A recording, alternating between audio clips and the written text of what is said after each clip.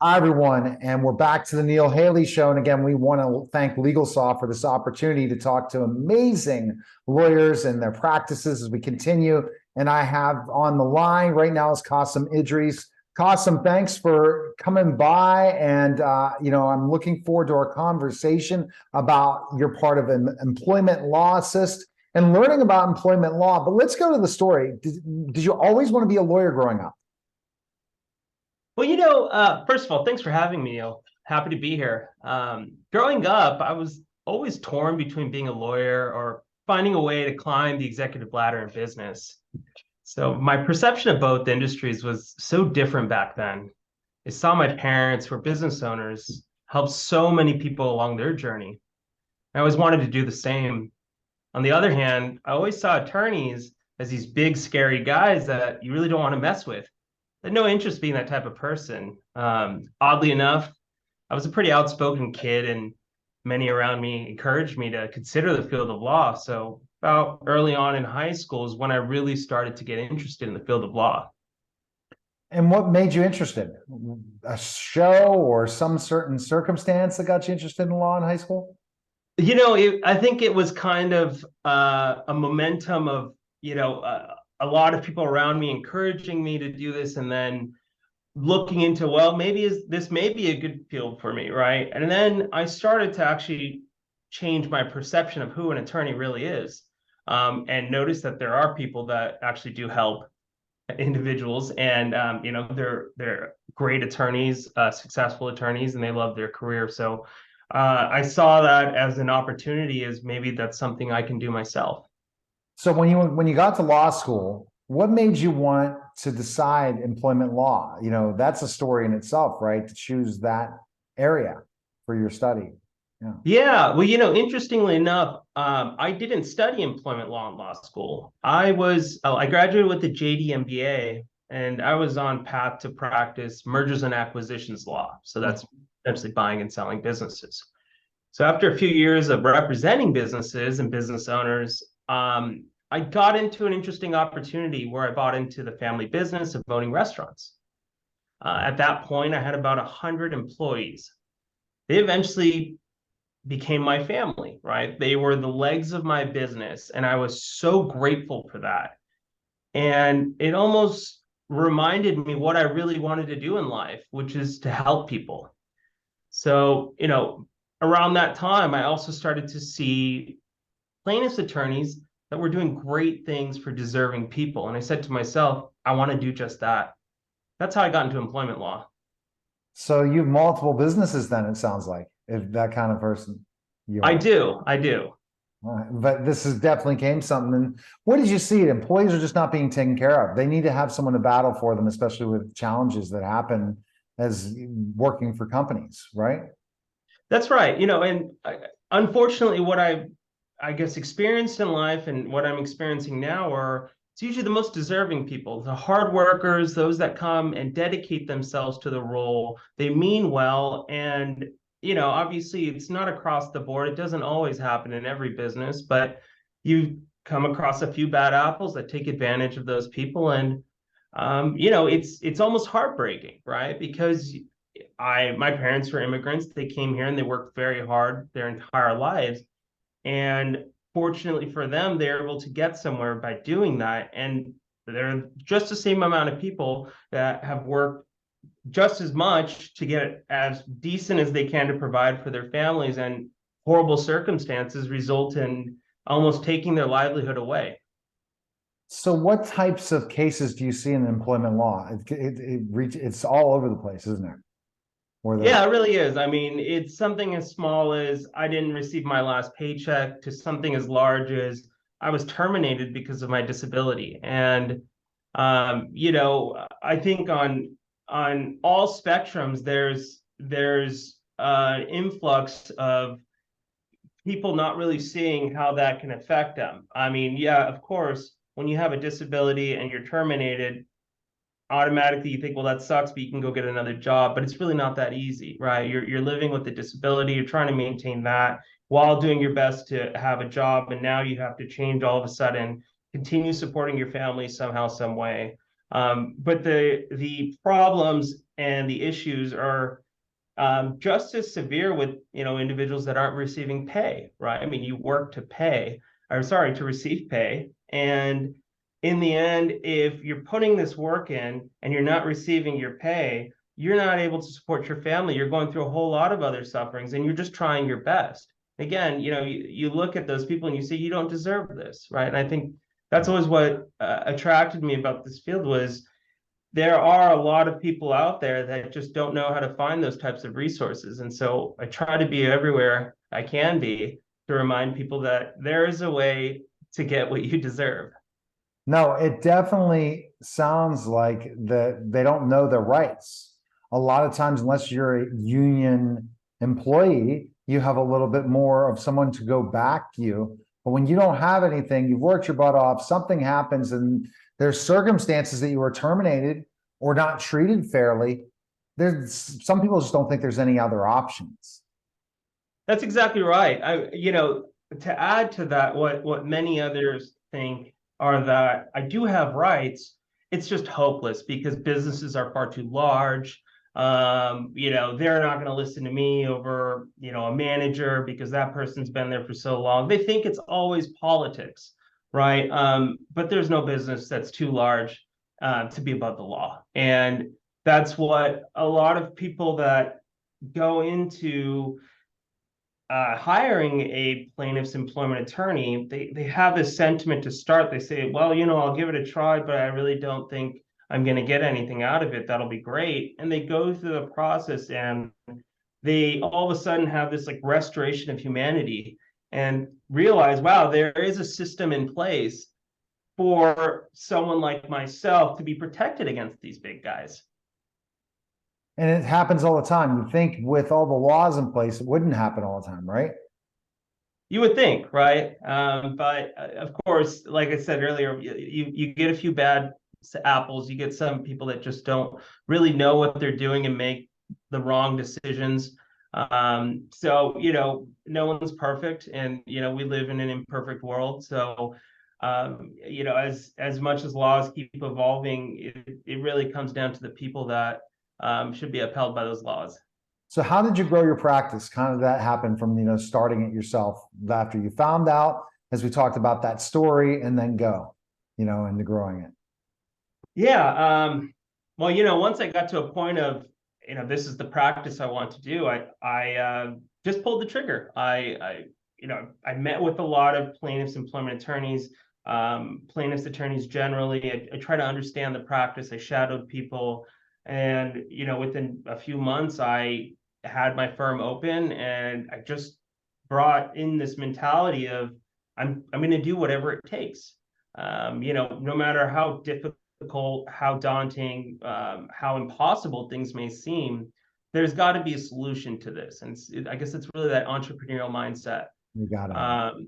And that journey was quite crazy. I started with just one assistant and myself, and our goal was just to get cases, to get clients, and to have our clients trust us and do whatever we can for these clients. I was fortunate enough to have a great network of people, great network of plaintiffs' attorneys that were there to help me, co-counsel with me, provide guidance. So as difficult or as scary the unknown was, I always had a resource to back off and work with, so that I wasn't doing anything that could harm the prospect of my client's case. And, day by day, 16 hours, 7 days a week, I just was so infatuated with learning this field that I didn't realize I had tons of cases out of nowhere and I needed to hire. And one thing led to another, and now we're a fully operating firm, fully staffed, from everything you can think of in just a matter of a few short years. But isn't it crazy how we can get to 16 hours a day and not even know it? But then yet the people around us know it. We don't, right? That's exactly right. we're major focused, like, okay, here we go. Keep going because of the competitive urge that I think we both have. But then we're like, uh-oh, what do I do next? And that's the biggest challenge for any law firm, is scaling and figuring out how to scale and do that. But I have a question for you. How did you find cases in this? Because it's not like a certain thing that the attorney, if somebody's going to get a divorce or certain things like this, employment things happen overnight sometimes. It's not a process. They're not like it's not like everybody that says something, but you talk about employee law. I'm learning this all for the first time interviewing you. Like, I wouldn't know that there are attorneys like that out there. It'd be like having to go to the Google and start typing them in. But how did you find clients? Well, at first it started with referrals. And so lots of firms around me would refer cases to my firm. And that kind of helped me get started. Then eventually it was just really targeted marketing through social media, through Google ads, through everything you can think of, postcards, word of mouth, just everything and anything. And we're still trying to find new avenues to continuously try to bring cases into our office, because it is difficult. You're right. I mean, you can't just, put someone outside of every business and wait for them to be fired and say, hey, do you need a lawyer, right? And you don't see those on television a lot. Employee law, you don't see on television commercials for law like other ones, or billboards. Yeah. Well, I guess, it's hard to say why, and most likely because those that are on billboards kind of can relate to anyone and everyone that comes across that billboard. And the situations where they need a lawyer in those fields are probably more often than when they need an employment lawyer, right? I mean, I tell my clients all the time when we wrap up a case is, you can reach out to me anytime you have any questions, or if you need anything at all. But I really hope that you don't ever need me again, right? And that should be the case, right? And then getting them to tell somebody else that they went through this. Because I mean, I'm going to be honest, I don't think I ever had a situation where I was being discriminated by an employee or treated like a certain way or something that could involve employee law. But it happens, and it happens all the time. And a lot of times they feel marginalized to even come to somebody, right? It could be even sexual harassment, which happens all the time too, right? There's multiple things in employee law, right? Of that.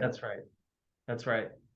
And they're pushed on by human resources, or certain things for sure, and all that. And so, yeah, and that's, it's interesting that you say that, because when a lot of, actually, the largest cases we've had, they're particularly wrongful termination cases. A lot of difficulty we have is this perception that's been, I guess, tattooed in the client's brain that can I do this? Am I allowed to do that? I can say that, right? And it's, I got to a point to finally start asking my clients, where did you get this information from? And it always comes back to the same source, HR, right? And I think the unfortunate circumstance in a lot of businesses is HR really is there to protect the company, not the people, right? And so when employees have concerns, they go to HR thinking HR is here to help me. And oftentimes what we've seen is they're misguided by HR, and they almost, it's almost like an opportunity for HR to make the employee think it's their fault. And not all businesses are like that, but it's pretty profound how many cases I've had that the circumstances are similar to that. Yeah, and think about it, and I'm thinking about it when you say that. It's like there's so many things. You and I could break it down and have segments on everything involving your business that people just don't think about. Your big job, as I'm a marketing guy myself, and in the media giant, how to get the word out about this subject matter, is to talk about everything involving employee law. All the laws, your rights as an employee, all these things, and more people you'll be finding cases. So if somebody comes to you, is it like being injured? Or do you how does it work? Like, till we get money for you, how does that work if it's involving employee law, where somebody comes to you with a specific case and they might not have the money, or it works in all this situation? Is it kind of like almost injury law, or what would you say? Well, financially, I guess you could say it is like, personal injury law. We work off contingency, so we don't ask for any money up front. we cover the costs.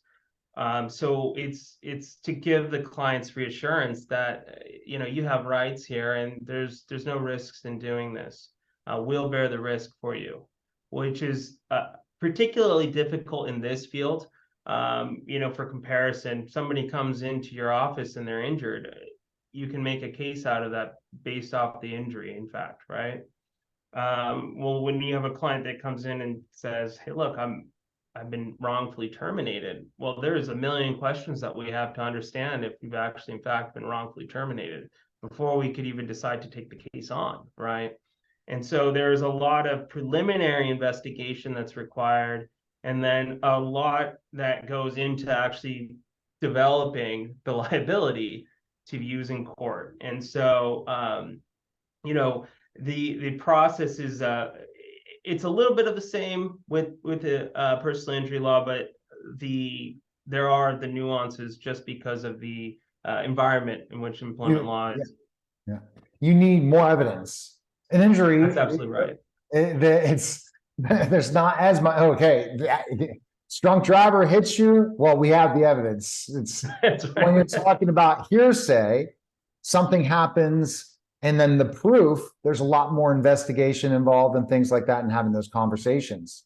And we'll get to it at the end of the interview, how people can contact you. As you said, you're in the Los Angeles area, correct? That's correct. So that if you're in that Los Angeles area, but I'm sure also you'd like to help people if ever they wanted to call you to give you some tips for people all over the country that need the best employee and lawyer. So tell me, again, we thank LegalSoft for having these opportunities, these segments, how LegalSoft has helped grow your practice.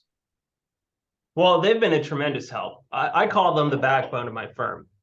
When I got started with LegalSoft. They helped me find my first assistant. They've actually helped me retain 90% of my staff. They've helped with all of my marketing. They've helped with all of, I guess, developing all the processes in my firm. I work very intimately with LegalSoft. In fact, they're right next door to me. So I consider them part of the Employment Law Assist family. I consider myself part of the LegalSoft family. And it's great. They are always there for me. They know what I need even before I know what I need. And it's been a tremendous help. I think this journey wouldn't have been as fun and as effective without them. No, and I think what I've learned from talking to Hamid and some of the members of the team and all these things, the bottom line is that there's a one-stop shop for law firms that want to scale their practice, because you need everything to scale a practice. You can't just decide, okay, I'm going to start hiring people. You have to have cases. So you have to do marketing. You also have to have a CRM so you can get sales done. All of it is a system that they teach a systematic way to do things, because you can't keep working 16 hours a day, which I've been told myself, if you don't learn to scale, because at one point it's going to burn you out, and you're not going to be best for your clients, and you're not going to be able to help as many people. And that's what they do. And all the steps and procedures that are involved, right? As an entrepreneur, you know that you have to have all the wheels in motion, right? You can't just have one specific category you're doing really well in. You have to hit all those motions to grow a business. That's exactly right. It's interesting that you say that, because that is exactly what LegalSoft provides. And it's something that most attorneys haven't really considered, because the field of law is a little archaic, right? Yes. Most of these solo practitioners, it's just them and maybe a paralegal or assistant. And when they think about implementing systems, having things move a little more seamlessly, automating things, they think of, well, that's not for me, that's not for my practice. But they're not understanding that their practice is a business. And in order to provide a great service, be an effective litigator, or just provide a great representation, you need to take a lot off of your plate and focus on doing just that. I mean, what is your core business? And if you're doing things outside of your core business, well, then you're doing a disservice to those you provide the service to. Totally. And that's the key. What differentiates you as a law firm compared to other firms in your industry? What really sets us apart from other firms is what I call a modern approach to traditional practices. And it's kind of what we're talking about here with systems and processes. But what else we also do is that we pride ourselves on providing a first-class service with effective representation. So we strive to get outstanding results, even for the smallest cases. We give everything that we can for our largest cases, including, housing our clients, living with them, to just be very intimately close with their experience so that we're able to share that experience in the courtroom. Alongside all of this, we all give our cell phones out to our clients. Every single one of my clients, I mean, I've got That's hundreds. fantastic. I wish They all have my cell phone number. You would be able to do that because you're not busy doing you're really client facing while you let the other people behind the scenes do everything else. And if That's every exactly lawyer right. would make themselves available where, hey, yeah, they're in meetings, but they're going to answer a question via text, especially when you're stressed out, you don't feel good about yourself, you're really hurt inside and you need to get that answer, you make yourself available. That's phenomenal. That I'm so glad you say that, because that's what I love about that the most. I'll give you an example. Just the other day, it was my son's second birthday, so I decided to take my family to Disneyland for the day, and Oh, that's nice. I get a call from my client, and so I look at my wife and I say, "Hey, look, I'm going to take a phone call. Is that okay?" And she's like, "Yeah, sure, go ahead." We're walking down, we're heading over to the Ferris wheel over at California Adventures, and I'm just chatting it up with my client. We're obviously talking about his case, but he starts to hear the background noise and he asks, "Where are you?" And I said, "Well, it's my kid's birthday. We're at Disneyland." Said, "No, no, what are you doing? What? I'm not going to hold up your time like this." I said, "No, no, no. You are not holding up my time. I'm here for you at any time. This is my pleasure. My family understands why I do this, and you know exactly why I'm here for you." And he had nothing to say, but what I know and felt was he really appreciated that, because I could hear in his voice when he called me, he needed his lawyer. And if I were him and I had to call a secretary who said she'll send a message and don't get a call back until the next day, I'd wonder, what are you doing for me? Right. And maybe that's just the way I think, but I truly enjoy it. I truly love being there for my clients because I know they went through some serious stuff and they need someone to listen to, even if it's just a shoulder to cry on. That's okay. I get it. Right. And it does make the process a little easier for them so they can think more logically and make better decisions, because they're the client at the end of the day. They can't just follow what the lawyer says. Now I'm going to tell people listening to this, if you were doing all your social media yourself, okay, if you were doing all the paperwork yourself, if you were doing all of these other things yourself, you would not have time for the clients. And you're basically putting your time in front of the client and allow all the other things, the paperwork, the setting up the emails maybe to the other attorney, to the insurance company, wherever it is, that's not always being done by you, or you wouldn't have time for your family and you wouldn't have time for your clients. And that is what's scaling a process, but still providing customer service. And I think that sets you apart, being able to call right now. So where can people schedule a call with you if they have questions about employment law right now? Where can they go? Well, they can always go to our website, www.employmentlawAssist.com. You can find us on Facebook or Instagram at Employment Law Assist. If you go to our website, there's a contact us form, and it goes straight to our office. We call you within the day. You can call me directly. My cell phone number is 818-527-6727. It's a person that's answering, and that's me. It's not a bot, I promise you. And if you'd like to learn more about our law firm, our website is definitely the best place for that. Well, we appreciate it. This is great information. And I'm going to call out every law firm in the country. Answer your phone for your clients. Have the attorney talk to you, especially once you retain them. Because if you can't do that and you don't have time, there's a new law firm ready to pop up and take that case on. Appreciate it. Thank you, sir. Appreciate it. All right, you're watching The Neil Haley Show, and we'll be back in just a moment.